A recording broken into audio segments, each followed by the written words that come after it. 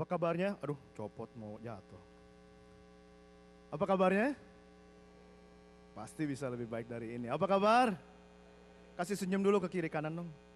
Nah gitu, rasanya enak kalau ngelihat orang tersenyum tuh enak sekali gitu ya. Haleluya. Oh saya mau difoto, ganteng dulu ah. Nah thank you. Haleluya.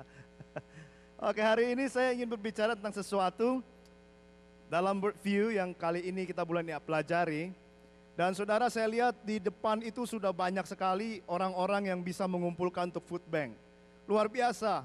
Ada sesuatu hati yang mau memberi dari setiap orang, ada sesuatu hati yang mau bekerja untuk Tuhan, untuk mengangkat orang lain menjadi lebih baik.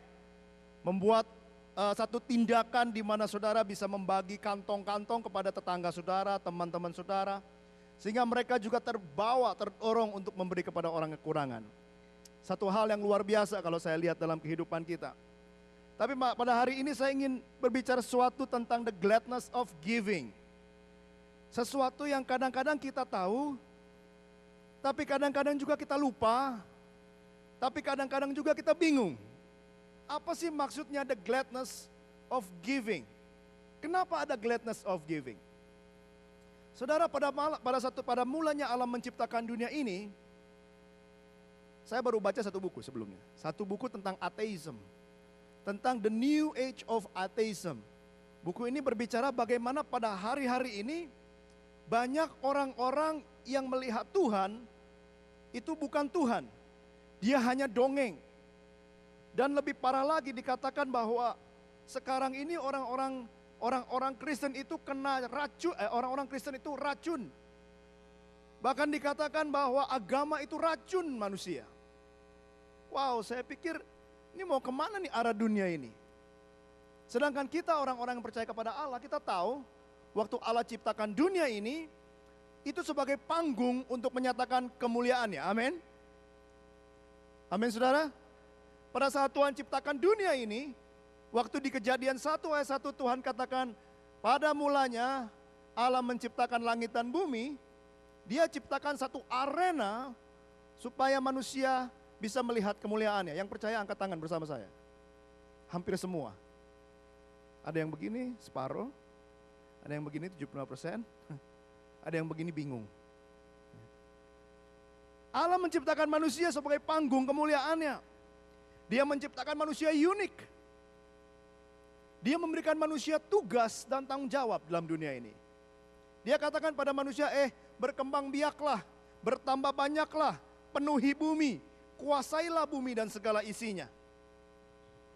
Dan ketika manusia mulai bekerja, dia mulai namai, oh ini namanya kucing, ini namanya singa, ini namanya tikus, ini namanya nyamuk, ini namanya siapa lagi, ular. Semua diciptakan Tuhan. Ketika semua sudah selesai, saya percaya Allah melihat dari atas dan lihat, oh ini dia kerajaanku. Ini dia panggung kemuliaanku, kata Tuhan. Saya bayangkan waktu itu Tuhan waktu berdiri saudara, melihat ciptaan manusia. Ada singa lagi jalan-jalan, ada kera lagi main-main, ada pohon lagi tumbuh, ada bunga lagi mekar. Dia pasti bangga, betul enggak? Kalau saudara, anak saya Tio, tadi malam dia bikin kita makan di McDonald. Tahu kan kalau anak kecil ke McDonald tujuannya bukan makan, betul ya? Tujuannya happy meal, toys. Dapat toys dia.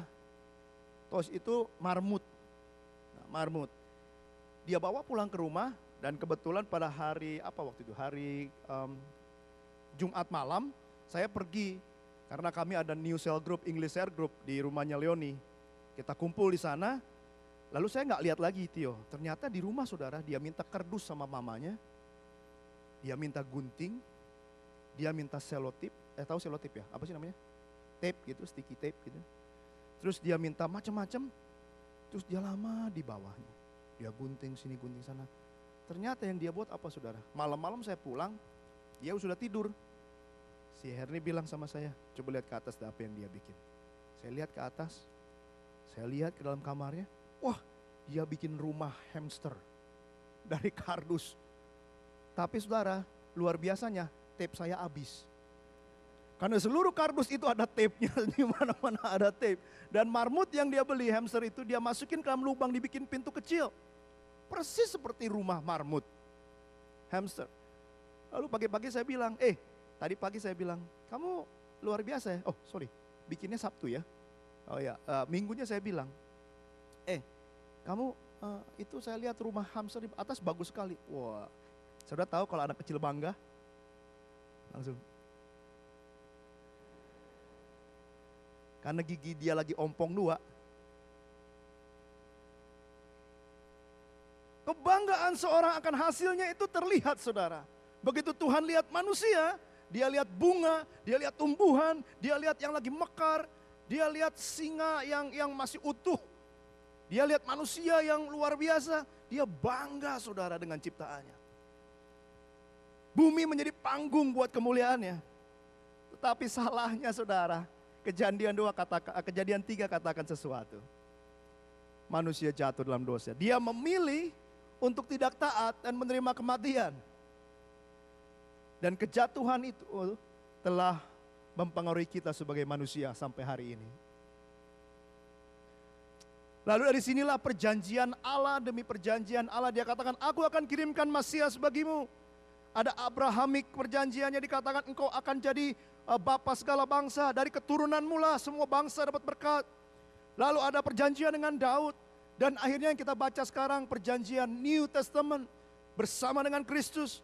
Allah memulai proyek keselamatan di dalam Kristus. Yesus datang ke dalam dunia, dia mati di kayu salib supaya saudara dan saya bisa kembali lagi menjadi panggung kemuliaan Tuhan.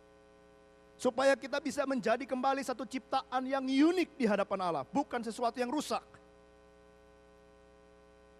Dan itulah story of God, saudara. Itu dramanya Tuhan, itu rencana Allah yang Tuhan berikan kepada manusia. Dari sejak penciptaan sampai hari ini. Dan saya mau katakan begini, saudara dan saya ada di dalam cerita itu. Sekali lagi saya katakan, saudara dan saya ada di dalam cerita drama keselamatan Tuhan. Saudara ada di dalamnya. Saudara bukan pembaca cerita Tuhan. No. Saudara bukan cuma yang melihat cerita itu terjadi. Tapi saudara adalah seorang aktor di dalamnya. Saudara adalah bagian dalam cerita Tuhan. Di mana Tuhan sudah menyelamatkan saudara. Masuk dalam cerita Tuhan. Dan dia berikan sesuatu kepada kita untuk kita perankan di dalam drama ilahi dalam dunia ini. Mari buka bersama saya dalam 2 Korintus 9 ayat 6 sampai 15. 2 Korintus pasal yang ke-9.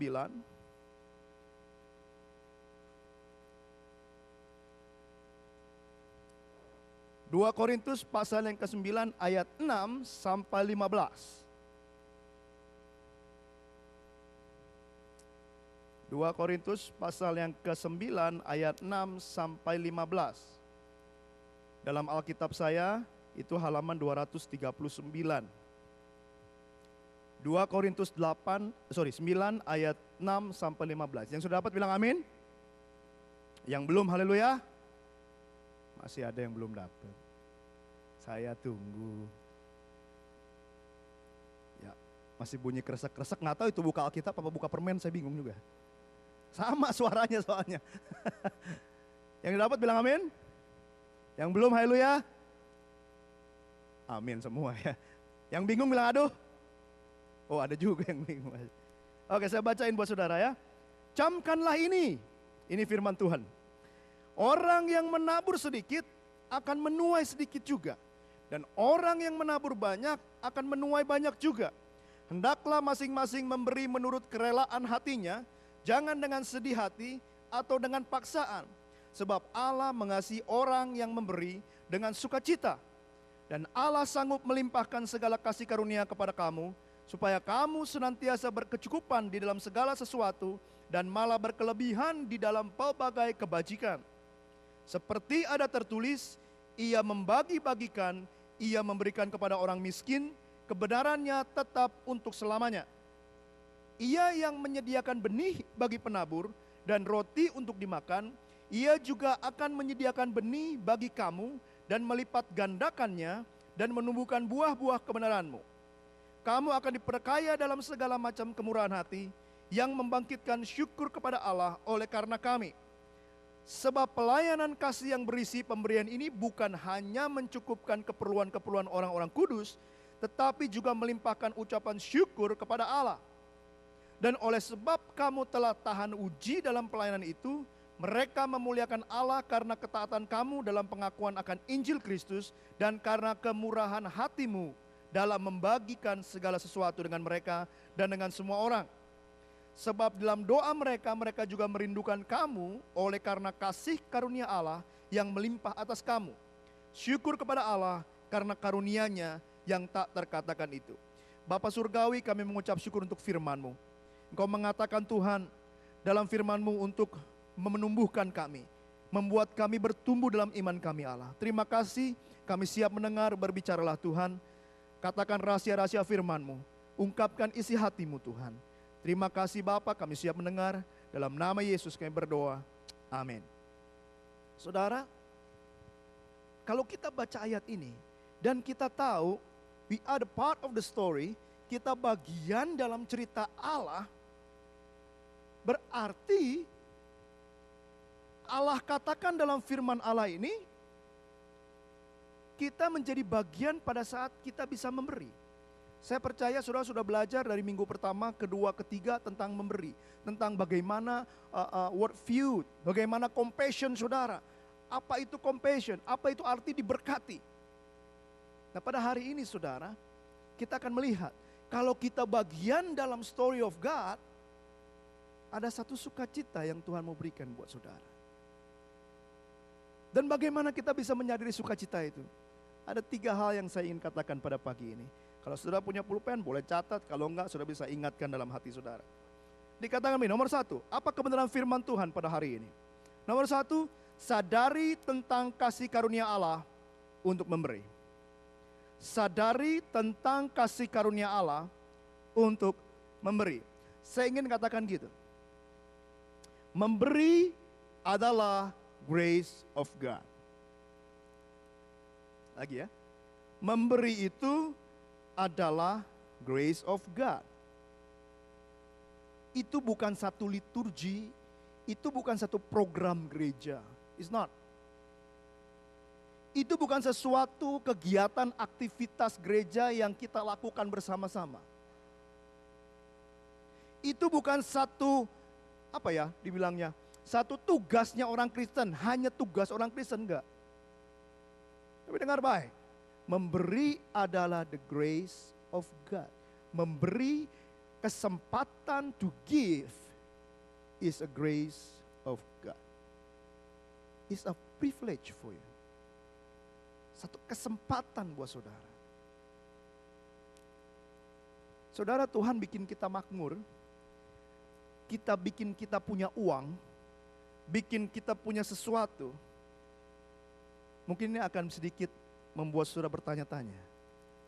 Tuhan bikin kita makmur, punya uang, punya barang mewah, punya segala sesuatu, dan semakin hari semakin meningkat, semakin hari semakin baik kehidupanmu, bukan untuk cuma meningkatkan standar hidup saudara. Tetapi Dia ingin juga kita untuk meningkatkan standar pemberian kita. Sekali lagi ya. Tuhan berikan kita hidup yang lebih baik tiap hari, itu bukan untuk hanya meningkatkan standar hidup kita, tetapi untuk meningkatkan juga standar pemberian kita. Kalau dulu gaji kita 1.000 misalnya ya, lalu kita untuk hidup sebulannya kita perlu 900, kita berikan 100 untuk Tuhan. Ketika kita hidupnya punya gaji 2.000, memang kita punya hak untuk bisa hidup sebesar 1.500. Tetapi ingat, berkat yang Tuhan berikan juga untuk meningkatkan standar hidup kita dari 100 menjadi 500 sisanya. Bukan tetap 100. Saya seringkali kalau berbicara tentang uang ini agak repot. Karena seringkali salah paham. Tapi saya ingin katakan pada ini, nekat saya. Kenapa? Karena this is the word of God. God says this. Allah mengatakan ini. Dan hari ini saya ingin sampaikan buat saudara. Kenapa kita bersuka cita? Karena the grace of God is with you. Dan pada saat engkau memberi itu privilege dari Allah untuk merasakan the more grace of God. Sering kita salah mengerti saudara, kalau kita punya uang banyak, oh berarti Tuhan berkati saya untuk hidup lebih baik. Titik. No, nggak sampai situ. Tuhan berkati kita untuk bisa hidup lebih baik, plus bisa standar memberi kita lebih baik. Saudara akan mengerti setelah kita akan melihat poin kedua dan ketiga. Karena batasan batasan pemberian kita itu dibatasi oleh berapa banyak berkat Tuhan buat kita. Bukan berapa banyak yang kita mau beri. Saya kasih contoh gini saudara. Kalau saudara punya beras ya di rumah ya. Pasti kan orang Indo pasti makannya beras. Right? Rata-rata. Kalau belum ketemu beras namanya belum makan. Makanya seperti saya jadinya kan. Langsung. Kalau makan kan pakai beras. Saudara kalau di Indonesia masih ingat nih. Yang dulu tinggal di Indonesia, kalau saudara beli beras, itu biasanya diapain supaya penuh? Ya, supaya nggak mau rugi kan? Biar apa? Biar padat. Udah padat juga tetap aja tekan-tekan. Iya cengli dong, kan literan. Iya kan? Kocok. Biar padat. Lalu kita masukin kan ke kantong, ya kan, bawa pulang. Nah saya mau tanya sekarang, beras itu saudara makan misalnya 1 hari 2 sendok, itu udah full, udah kenyang. Tuhan kasih 10 sendok, sisa 8 sendok kan? Besoknya sudah dapat berkat banyak, dikasih 20 sendok. Apakah saudara makan jadi 4 sendok? No. Kekuatan perut saudara cuma nampung 2 sendok, saudara pasti makan 2 sendok. Tapi ada lebihnya kan? Beras itu. Dari lebihnya 8 sendok menjadi lebihnya 18 sendok. Dengan makan 2 sendok engkau tetap tercukupi, tapi kemampuanmu untuk memberi menjadi lebih banyak. Bisa mengerti maksud saya? Karena itu grace of God saudara. Bukan untuk foya-foya. Tergantung kita mau memberinya seperti apa. Itu privilege dari Tuhan. Ini yang mesti kita mengerti pertama. Percaya bahwa kesempatan itu grace of God. Nomor 2 saudara. Nomor 2 dikatakan, berilah sesuai dengan kerelaan hatimu. Saya udah dengar lama ini. Sudah dengar, orang-orang selalu bilang kalau memberi harus dengan rela. Sudah dengar baik. Memberi adalah sebuah kerinduan, bukan sebuah keharusan. Amin. Memberi adalah kerinduan, bukan keharusan. Kalau saudara memberikan perpuluhan kepada gereja, memberikan persembahan general offering kepada gereja, memberikan special offering kepada gereja, bukan karena you have to, tapi because you are willing to. Saudara mau memberi, punya kerinduan untuk memberi, punya kerinduan yang untuk memberi kepada yang kurang, kepada gereja untuk membangun rumah Tuhan, untuk mencukupi kegiatan gereja, supaya gereja bisa memberkati orang lain, supaya gereja bisa mencukupi orang yang kekurangan. Saudara yang kekasih, satu kali ada seorang kapten namanya Kapten Levi. Dia a believer from Philadelphia. Satu kali dia ditanya sama satu orang, "Kapten, kenapa sih? Kok kamu itu bisa memberikan banyak buat Tuhan? Kok kayaknya kamu rela gitu memberi buat Tuhan? Kok enak memberi buat Tuhan? Tapi waktu kamu memberi lebih, tapi kamu juga kok makin makmur. Kenapa sih? Apa sih rahasianya?" Terus dia jawab begini tuh. Dia bilang begini. Oh, saya pakai bahasa Inggris, lebih enak dengarnya. As I shovel it out, He shovel it in. Lagi ya. As he shovel, as I shovel it out, he shovel it in. Tapi kalimat terakhir yang dia bilang gini, and the Lord has a bigger shovel. Lagi ya, ada yang begini sih.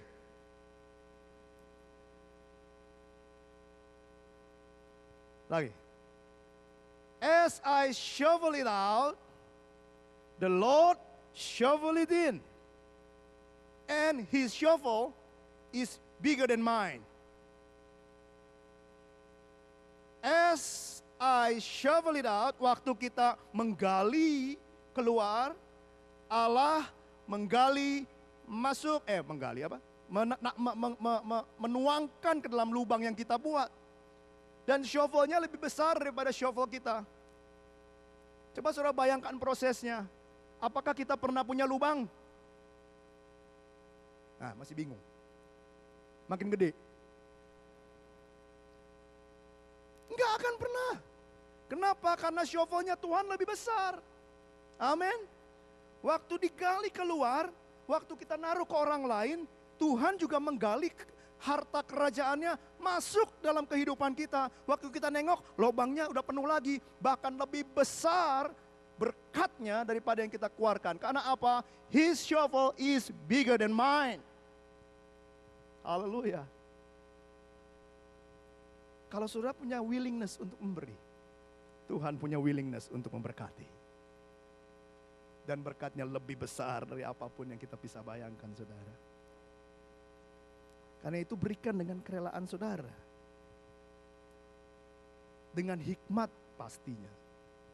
Berikan, saudara. Karena Allah punya cara kerja yang luar biasa dalam setiap kehidupan anak-anaknya. Yang ketiga, ini yang penting yang ingin saya sampaikan. Setelah kita tahu, oh itu the grace of God, memberi grace of God. Dan kita waktu kita memberi itu kita mesti rela. Kita mesti out of our desire. Dari willingness, dari kerinduan. Bukan karena kegiatan gereja, bukan karena paksaan. Saya sering katakan dengan jemaat, teman-teman saudara yang ada di RCC. Saya sering katakan begini. If you want to give, you give. But if you don't want to give, don't give. Karena pemberian yang diberkati adalah pemberian yang diberi dengan sukacita. Bukan karena kegiatan gereja. Pikirkan itu, saudara. Yang ketiga, yang terakhir. Dikatakan gini, usahakan dan lipat gandakan buah-buah kebenaran bersama dengan Tuhan. Kita buka yang tadi, 2 Korintus 9, kita baca ayat yang ke-10 sekali lagi. Ini kebenaran yang menarik, saudara. 2 Korintus pasal yang ke-9, ayat yang ke-10. Dia bilang begini. Ia yang menyediakan benih bagi penabur dan roti untuk dimakan. Ia juga yang akan menyediakan benih bagi kamu dan melipat gandakannya dan menumbuhkan buah-buah kebenaranmu. Kamu akan diperkaya dalam segala macam kemurahan hati yang membangkitkan syukur kepada Allah oleh karena kami. Dengar baik prinsip ini. Dikatakan di situ, ia menyediakan benih bagi penabur. Dia menyediakan benih bagi penabur. Allah selalu menyisakan sebagian benih buat kita untuk kembali kita tabur. The seed itu kita sow lagi. Itu nomor 1. Nomor kedua, dia gak cuma menyediakan benih. Kalau kita baca ayat ini, saudara, dikatakan ia menyediakan benih buat penabur dan apa? Roti untuk dimakan. Saya waktu baca apa yang Allah katakan di sini, saya struck, saudara. Selama ini kita mungkin berpikir, oh kamu taburlah, maka akan menuai. Kita berpikir benih, oh kita mesti tabur benih. Tuhan gak cuma kasih kamu benih, Tuhan gak cuma kasih saya benih nih dalam hidup, dia sediakan roti yang udah jadi juga. Are you with me? Dia gak cuma sediakan sesuatu, saudara. Dia sediakan roti yang sudah jadi dan siap untuk dimakan oleh kita. Jadi dia sediakan dua hal dalam hidup saudara. Dia sediakan benih untuk kita tabur, tapi dia sediakan roti untuk kita nikmati. Dan pada zaman dulu saudara, kalau benihnya ditabur, terjadi harvest, maka sebagian dari harvest itu akan dijadikan benih lagi. Dan ini yang menarik buat saya. Kita nggak akan kekurangan segala sesuatu yang diperlukan untuk berusaha. No, never. Asal kita tahu prinsip ini. Coba buka sama saya, Yesaya 55 ayat 10. Mungkin ayat ini untuk Kanada. Yesaya 55 ayat yang ke-10.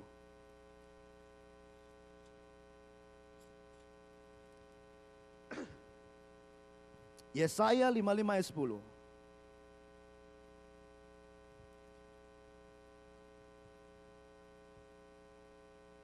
Yesaya 55 ayat ke-10 bilang begini.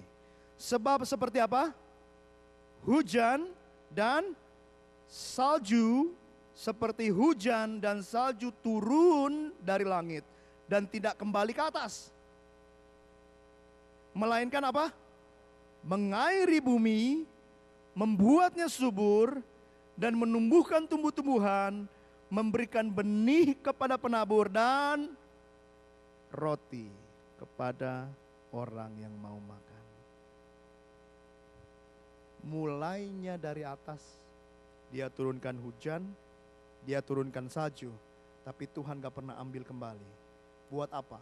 Buat memberkati umatnya, supaya umatnya punya benih, umatnya punya roti. Yang satu untuk dimakan, yang satu untuk ditabur. Ayo nih, mengerti maksud saya? Jadi berkat saudara dalam hidupmu yang datang dari atas, itu bukan untuk memfoya-foyakan diri sendiri. Bukan untuk memberkati dirimu sendiri. Tapi berkat yang datang dari atas, dia punya dua fungsi. Yang pertama, dia jadi roti, dia untuk kepentinganmu. Yang kedua, dia jadi benih untuk ditabur kembali dalam hidupmu. Dan ini cerita Tuhan, saudara. The story of God, and you are in it. Saudara sebagai penabur. Dia memberkati kehidupanmu. Enggak akan kekurangan saudara. Karena hujan tetap turun, salju tetap turun, dan dia enggak kembali ke atas. Dia airi kehidupan saudara. Sehingga sudah diberkati sehari lepas sehari. Dan bukan cuma itu, coba balik lagi ke 2 Korintus tadi. Pasal yang ke-9. Ayat yang ke-10 lagi kita baca. Ia yang menyediakan benih bagi penabur dan roti untuk dimakan, ia juga akan menyediakan benih bagi kamu dan melipat gandakannya dan menumbuhkan buah-buah kebenaranmu. Wow. Dia udah sediain benih, dia udah sediain roti udah dimakan, dia lipat gandakan lagi. Amazing ya. Kalau kita berpikir kita hanya punya roti, saudara nggak punya sesuatu untuk ditabur. Kalau saudara berpikir saya akan tabur roti saya, nggak akan tumbuh saudara. Coba usahain di rumah ada roti Wonder. Nah ambil 2, rangkap, tanam dalam tanah. 2 tahun lihat gali, tetap roti. Masih untung kalau ada. Benar nggak? Makanya Tuhan bilang 2, ada seed, ada roti. Dan gak cuma itu aja, waktu dia kasih seed dia bilang aku sediakan buat kamu. Nih saya kasih modal buat kamu tabur. Gak cuma itu, begitu kita tabur dia bilang gak cuma itu. Aku lipat gandakan taburanmu. Supaya apa maksudnya? Begitu dilipat gandakan, kita menuai lebih banyak, bikin roti lebih banyak, bikin benih lebih banyak. Tabur lagi, Tuhan kasih salju, Tuhan kasih hujan, airi bumi kehidupanmu. Makin banyak lagi harvest. Tuhan gak cuma berhenti, setelah dia harvest, aku kasih lagi. Makanya kehidupan orang yang punya prinsip firman Allah, yang dengar-dengaran apa yang Allah katakan, imannya timbul. Dan iman inilah yang menggerakkan roda kehidupan orang percaya. Tidak akan pernah kekurangan. Tidak akan pernah kekurangan saudara. Nah, besarnya tuaian saudara itu tergantung dari besarnya taburan saudara. Cengli kan? Ya. Kalau saudara nanam pohon tomat, satu, jangan berharap tomatnya nanti jadi 200. Nggak mungkin. Nanam benih tomat satu ya jadinya satu pohon tomat. Iya kan? Tapi kalau kita tanam 200 pohon tomat, jadinya 200. Kita nanam tomat kan di depan kan? Ya. Namanya tomato apa tuh? Saya nggak ngerti. Kita nanam sekian, iya jadinya sekian. Tapi kalau kita tanam seluruh gereja kita tanam tomat, kita buka pabrik tomat. Karena banyak tuaiannya, kita bisa menuai banyak. Dan dari tomat itu ada bijinya.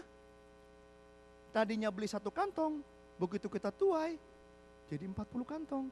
Tebar 40 kantong, jadi 900 kantong. Bijinya, tebar lagi. Makin lama, makin berlipat ganda saudara. Itu prinsip firman Tuhan. Dan yang menarik buat saya saudara, kalimat terakhir. Coba lihat begini. Dan menumbuhkan buah-buah kebenaranmu. Saya berpikir Tuhan, ini buah-buah kebenaran apakah Galatia ya yang buah-buah roh ya? Buah roh ya. Cuman waktu saya teliti saudara, ini kok katanya plural ya. Kok buas? Bukan buah, buas. Pakai S kan kalau plural kan? Dengan buah. Banyak buahnya. Kok lain ya? Terus saya coba cari, ternyata kata yang dipakai lain. Kata yang dipakai itu artinya genema. Saya lihat genema itu apa ya? Ternyata genema itu artinya offspring. Keturunan ilahi. Maksud saya bukan anak loh. Keturunan ilahi. Artinya begini, ketika saya teliti lagi, ternyata seorang pemberi yang tahu bahwa itu the grace of God, seorang pemberi yang memberi dengan kerinduan, itu pada saat dia memberi, kemudian mendapat tuaian yang luas, dia memberi lebih banyak, mendapat tuaian lebih luas, makin lama kemurahan hatinya makin tinggi, maka dia akan seperti Christ likeness. Dia akan menjadi seperti Tuhan. Maka itu Yohanes 3 ayat 16 bilang gini, karena begitu besar Allah mengasihi dunia ini, maka diberikannya. Ayat lain katakan begini, inilah tandanya orang kalau mengasihi sahabatnya, ia memberikan nyawanya. Wow, waktu saya bilang, ini bukan buah-buah roh ini bukan buah roh ini buah yang lain ini. Dan ternyata buahnya adalah bagaimana kehidupan kita melakukan kebenaran demi kebenaran firman Tuhan. Menjadi seperti Kristus, semakin lama semakin menjadi seperti Kristus. Semakin lama semakin menjadi Kristus. Hidup kita betul-betul diserahkan kepada Tuhan. Seperti Yesus katakan, bukan kehendakmu Bapa, bukan kehendakku Bapa, tapi kehendakmu yang jadi. Amin. Jadi saudaraku, the gladness of giving adalah pada saat kita melaksanakan peran kita dalam story of God. Peranan kita sebagai aktor di dalam cerita Tuhan, dalam Alkitab. Kita masuk dalam cerita itu, dan kita mulai menabur seperti Kristus menabur. Kita mulai memberi. Dan pada akhirnya kita akan naik ke surga bersama dengan Tuhan. Dan pada saat kita memberi, kita punya gladness dalam hati kita. Kenapa? Karena semakin hari kita semakin direstore. Semakin hari kita semakin menjadi seperti Kristus. Penuh dengan compassion kepada orang lain. Penuh dengan hati yang ingin membantu. Karena itu kan saudara ingat, saudara, dalam firman Allah dikatakan tinggal ketiga hal ini, yaitu iman, pengharapan, dan kasih kan. 1 Korintus 13 ayat 13. Iman itu menunjukkan pekerjaan yang diselesaikan oleh Kristus di kayu salib, yaitu keselamatan. Kasih adalah ekspresi keluar dari seorang yang telah diselamatkan. Dan pengharapan adalah sesuatu yang sedang dalam proses penggenapan, di mana Kristus akan datang kedua kali, menggenapi pembangunan kerajaan Allah untuk yang kedua kali. Ingat Yesus katakan, nih kerajaan Allah sudah ada sekarang, dan dia akan datang juga. Sedang digenapi. Siapa dia? Saudara dan saya, yang ciptaan sebagai panggung kemuliaan Tuhan. Dia ingin lihat saudara sesuai dengan image dan rupa Tuhan. memberi, memberi, dan memberi. Saya nggak berbicara tentang uang juga, saudara. Beri perhatian saudara. Beri pertolongan saudara. Kalau engkau punya harta lebih, beri hartamu. Kalau engkau punya encouragement word, beri encouragement word. Karena itu karakternya Tuhan. Christ likeness. Kita punya misi dalam hidup ini, saudara. Kita punya misi. Yaitu untuk memberkati orang lain. Amin. Saya ingat kata-kata Tuhan Yesus. Waktu dia bilang begini. Roh Allah ada padaku. Untuk apa? Untuk memberitakan kabar baik kepada orang-orang miskin. Melepaskan yang terbelenggu. Membebaskan yang tertekan. Itu yang Yesus turun ke dunia. Adalah untuk melakukan hal itu. Dan satu ayat lagi dikatakan. Dia katakan dalam akulah terang dunia. Ya kan? Dia katakan akulah terang dunia. Selama aku ada dunia ini, akulah terang dunia. Tetapi Matius katakan yang lain begini. Kamulah terang dunia katanya. Kok kontradiktif? No. Yesus katakan dalam ayat yang lain dikatakan selama aku dalam dunia, akulah terang dunia kata Yesus. Sekarang Yesus sudah ada tidak ada secara fisikly dalam dunia. Dia sudah naik ke surga duduk sebelah kanan Allah Bapa. Terus bagaimana dong dengan terangnya? Matius katakan, kamu sekarang terang dunia. Karena itu dikatakan ayat terakhir, orang melihat perbuatanmu yang baik dan memuliakan Bapa di surga. Apakah memberi itu satu kewajiban? Buat saya pribadi tidak. Buat saya memberi adalah satu privilege. Memberi adalah kerinduan. Mari kita evaluate hati kita masing-masing. Mari kita lihat hati kita masing-masing. Apakah sukacita memberi itu ada dalam hati kita? Ataukah itu hanya kewajiban Kristiani saudara dan saya dalam kehidupan ini? Tundukkan kepala saudara dan saya minta pemain musik untuk naik ke atas.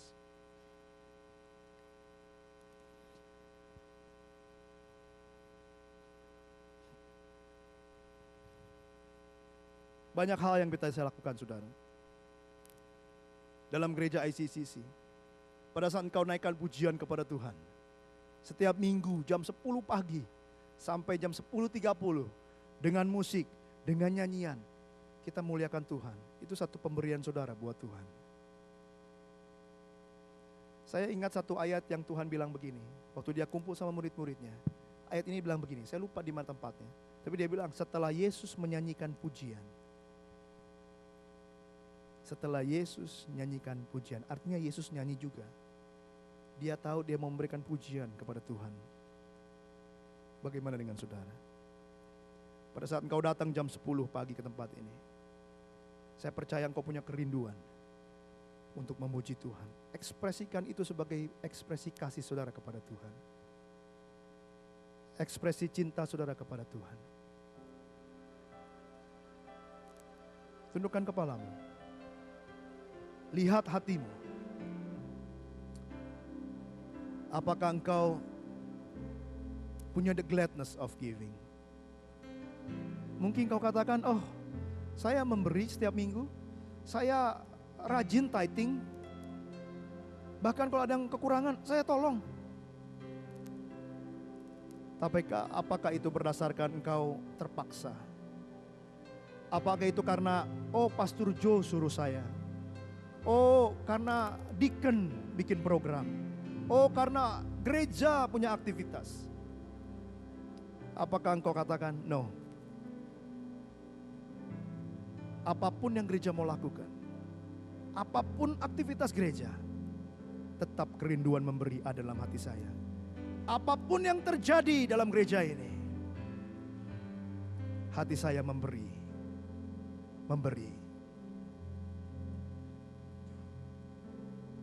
Karena Tuhan mau itu. Haleluya. Haleluya. Tunjukkan kasihmu kepada Tuhan dengan katakan ini. Ku mau cinta Yesus selamanya. Yes Jesus. Ku mau cinta Yesus selamanya. Kasihmu ekspresikan kepada Tuhan.